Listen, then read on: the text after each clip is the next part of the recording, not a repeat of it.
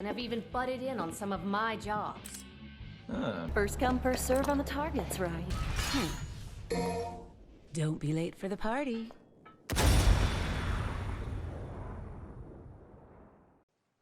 Hey everybody, it's Devil Hunter Legion here, and today we're going to be talking about the untapped potential of Trish. Trish has had an interesting run as a playable character in the Devil May Cry series so far.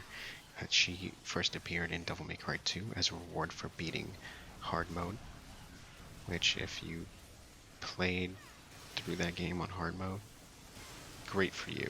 I mean, I did too, but it was a chore. Anyways, in that game she played as she played the same way Dante did in Devil May Cry 1, and the developers said that that was kind of their way of saying sorry for the way the game came out. She didn't make a playable appearance again until Devil May Cry 4 Special Edition, and unfortunately, unlike before where she was like the same as Dante, she was kind of discount Dante in this appearance. So based off of what we got in Devil May Cry 4, I thought, how could she be reworked to make her a unique and fully fledged out character instead of a gutted sword master version of Dante? The first thing I thought needed changing was the way her melee combat worked. Instead of having bare knuckle as one button input and the Sparta sword as discount sword master, I figured to make them two completely separate switchable weapons altogether. The reason behind this is so that I could actually give her styles, and one of them being Swordmaster, which could expand on both Sparta and Bare Knuckle just a little bit, but give you a lot more freedom and options to work with, because there are some techniques that are tied to long combo strings that would otherwise be really useful to use on their own with a single command whenever you wanted to. It also didn't make much sense to me to have Bare Knuckle include Sparta in its combos. Almost what's the point of that? So, yeah.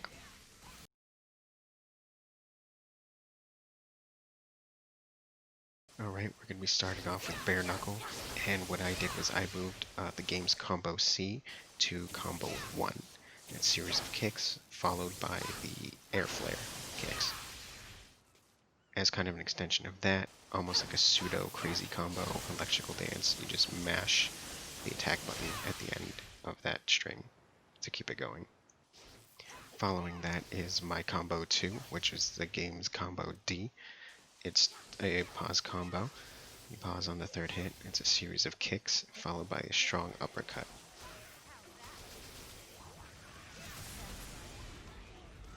Here's where things start kind of getting a little samey, is the way it was in the game. Rolling Thunder is going to be your forward melee, works on the ground and in the air. We got High Voltage, which is the back and melee button, it's your launcher.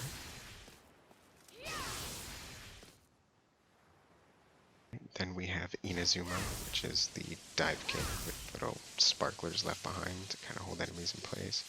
That's the same. Her normal ability, Spark, it's just a jump button, just like it was in the regular game. Now we're getting into Bare Knuckle Swordmaster.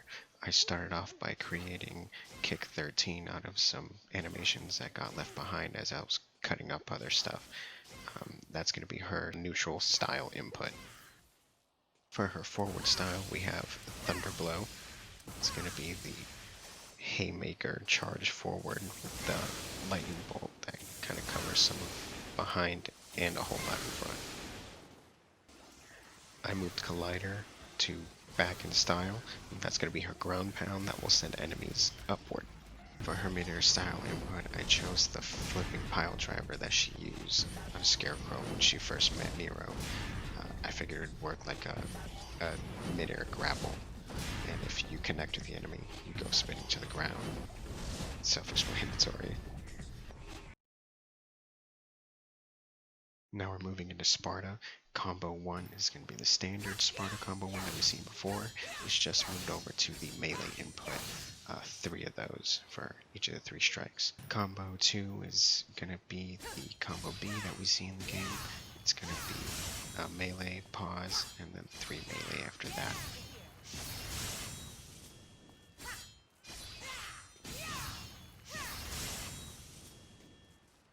Now I put V Divider as forward and melee. I'm not going to be giving her Stinger, just so we can differentiate her from Dante. She controls the space around her, so I think instead of moving her to the enemy, moving the enemy to her. For the back melee, we have the classic high time. I'm not going to be doing any of those double input attacks. They're just not always the most reliable thing, so no. For her mid-air and melee, I'm giving her the 4-hit aerial rave.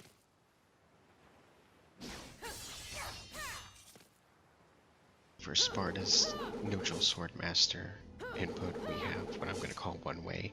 It's basically Devil May Cry 2's crappy round trip. It can be used on the ground or mid-air. You don't need DT for it.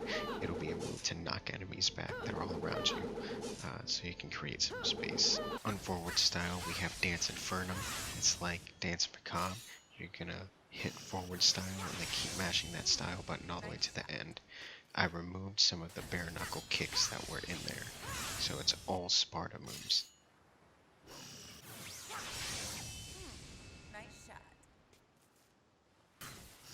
So I took Drive and Maximum Overdrive out of Combo A and put them on the back style input. Drive will be the somewhat weaker version. That's just a tap and launches out the attacks. If you hold it, you get Maximum Overdrive. You're going to mash that style button after it's charged up a certain amount to increase the number of shockwaves that you send out.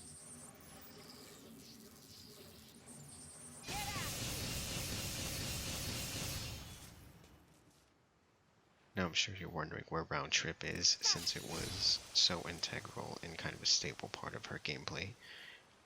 What I did was I took it and I put it on a back to forward input that will work regardless of what you have equipped. So you can have Bare Knuckle or Sparta equipped, and back to forward will launch Round Trip. I wanted that to be accessible no matter what weapon you're using, so as not to lose the mechanic that Round Trip played in the original game.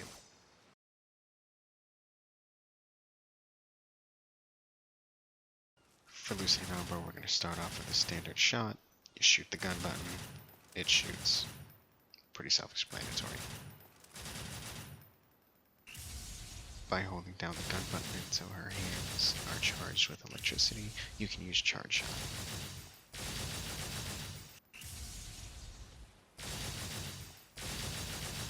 Her next ability with Lucy and Umbra is going to be Twosome Time. It's going to be a back to forward tap the gun button input. It'll put her into the Twosome Time pose. It'll be broken by just about any other action besides pressing the gun button. In her opening, Trish had this really fun animation where she kind of shoots in a couple different directions and twirls around. So I'm going to call that Bullet Dance. It's going to be a back to forward input. You're going to start off by holding it, but once it starts, you have to tap the gun button. Tapping it repeatedly will keep the spinning motion going, and then it'll end in the cool pose. Now we're going to get into Pandora, which is going to be mostly the same except for some button input changes and an extra form. First is Epidemic. The only difference here is it's going to be mapped to just a gun button tap.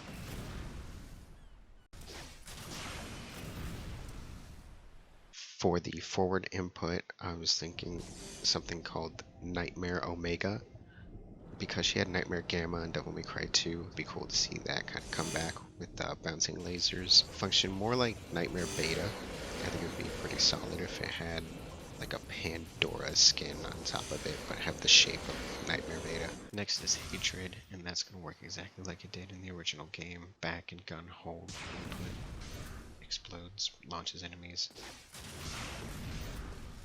Revenge will work very similarly as it did to the original game. It's going to be a back to forward input.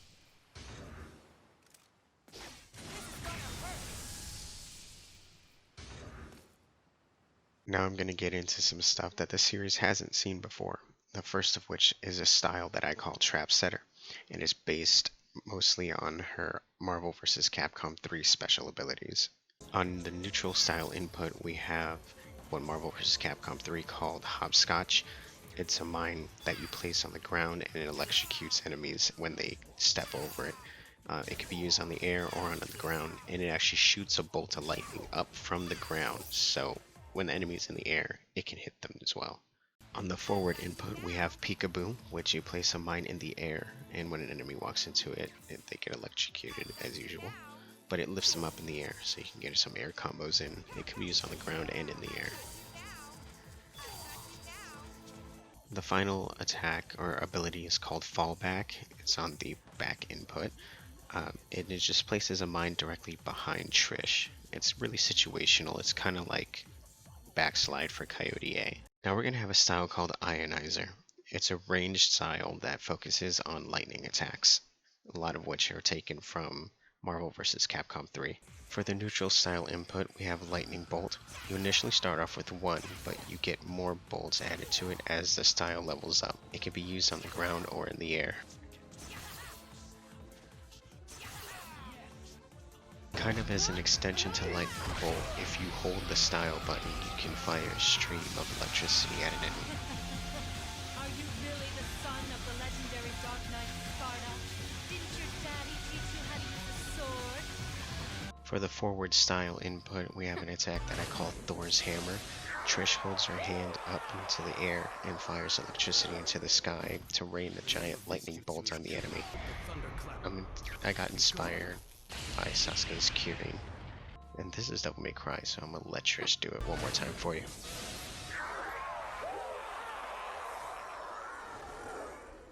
On the backing style input, we have an attack called Ball Lightning. It fires slow-moving orbs of electricity at the enemy. It's almost identical to King Cerberus's Thunderclap. I promise. I was thinking of this long before Devil May Cry 5 actually came out. The final attack is going to be a back to forward input. I call it Stormbuster, but Marvel vs. Capcom 3 calls it Maximum Voltage. I think Stormbuster sounds cooler.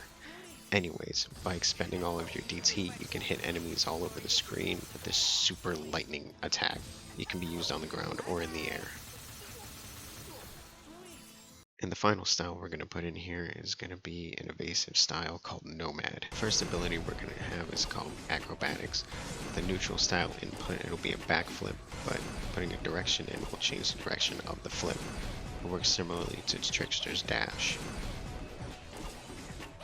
Next on neutral style, while mid-air, we have Meteorite, which will be kind of like a Sky Star, but it'll push her directly down to the ground. By adding any direction to the style button, you get Sky Star. For the forward style input, we have an ability called Discharge, which will teleport Trish in a bolt of lightning to the ground near an enemy.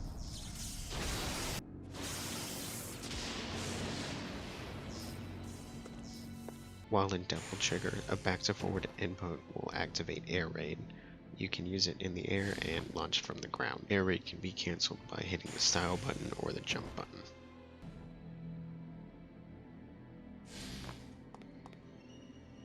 While using Air Raid, Trish will fire lightning bolts from her hands.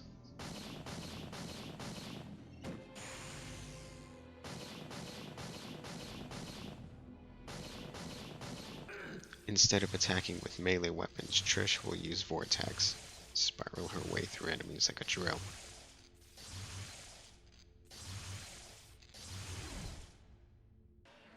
Well, that's my untapped potential for Trish. She has just a treasure trove of abilities, especially in Marvel vs. Capcom 3, and it's a shame that for Devil May Cry 4 Special Edition, none of these abilities or abilities like that were introduced. Instead, we were left with Discount Dante. Well, if you like what I had to say, comment, like, subscribe, and make sure you hit the bell, because otherwise you don't get notifications. Peace out.